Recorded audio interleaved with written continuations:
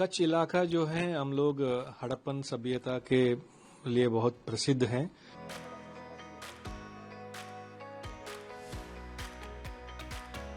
– 2020 से हम लोग यहाँ नए तरीके से रिसर्च कर रहे हैं। हमारा एक कोलीग हैं प्रोफेसर विक्रांत जैन, उन्होंने ये एक जगह है बामन का करके, धोलावीरा से 10 किलोमीटर दूर है। वहाँ उनको कई सारे शेल्स, ब्रोकन शेल्स वगैरह मिला है।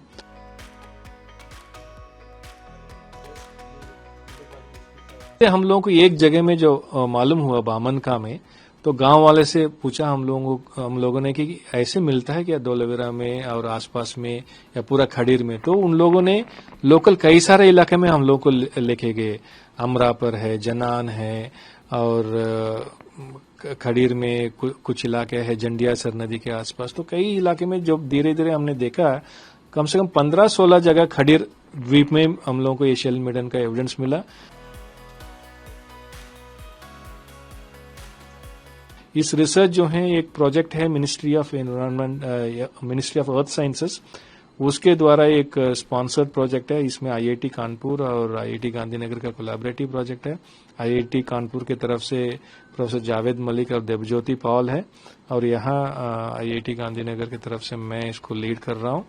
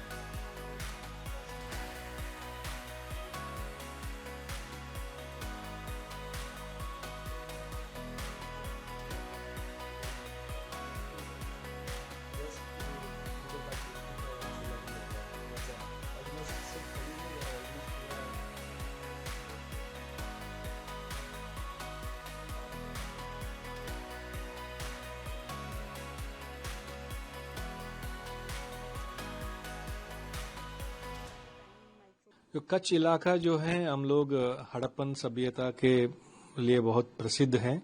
वहाँ कई सारे हड़प्पन सभ्यता का साइट्स भी हैं, हम लोगों को पता है। और धोलावीरा जो है सबसे बड़ा साइट है उधर, वो रिसेंटली वर्ल्ड हेरिटेज प्रॉपर्टी में भी इंस्क्राइब हुआ है।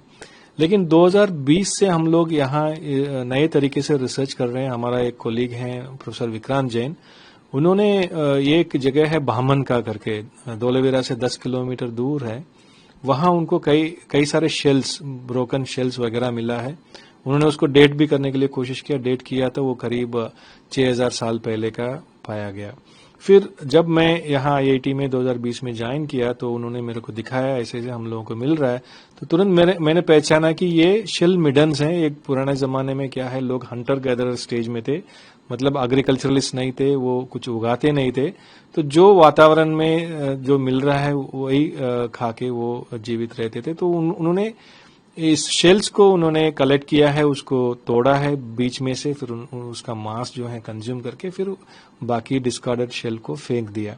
तो ऐसे फेंकने में कई सारे शंख जो फेंकने में एक जगह में इकट्ठा हो गया, उसको हम लोग आर्कियोलॉजिस्ट शेल मिडन्स बोलते हैं या शेल स्कैटर भी बोलते हैं, कि जहां एक जगह में मानव के द्वारा तोड़ा गया शेल्स को एक जगह में एकत्रित मिलता है, तो उसको हम शेल मिडन्स या शेल स्कैटर्स बोलते हैं।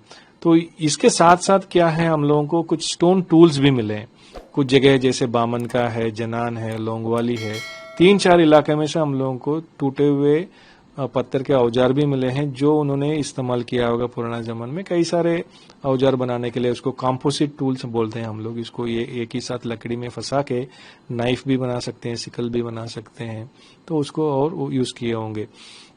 तो धीरे धीरे हम लोगों को एक जगह में जो मालूम हुआ बामनका में, तो गांव वाले से पूछा हम लोगों ने कि ऐसे मिलता है क्या धोलावीरा में और आसपास में या पूरा खडीर में। तो उन लोगों ने लोकल कई सारे इलाके में हम लोगों को लेके गए। अमरापर है, जनान है और खडीर में कुछ इलाके है, जंडियासर नदी के आसपास। तो कई इलाके में जो धीरे धीरे हमने देखा, कम से कम 15-16 जगह खडीर द्वीप में हम लोगों को एशियन मेडन का एविडेंस मिला। उसके अलावा बगल में बेला आइलैंड है, वहां 3-4 इलाके में हम लोगों को मिला।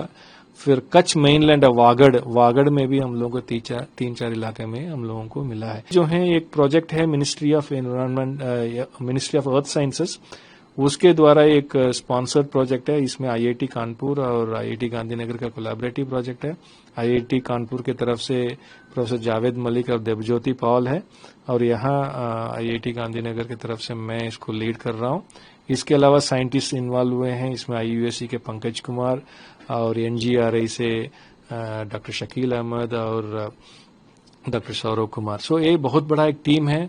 जियोलॉजिस्ट हैं वो लोग और हम आर्कियोलॉजिस्ट है। जियोलॉजिस्ट पूरा 1 लाख साल तक कैसे वातावरण रहा होगा, रन जो है आज एकदम साल्ट मार्शी वेस्टलैंड है, लेकिन पुराने जमाने में कैसे रहा होगा, सी लेवल राइस रहा होगा, इंडस नदी जो है हो सकता है डायरेक्टली वहां ड्रेन होता होगा सरस्वती के साथ।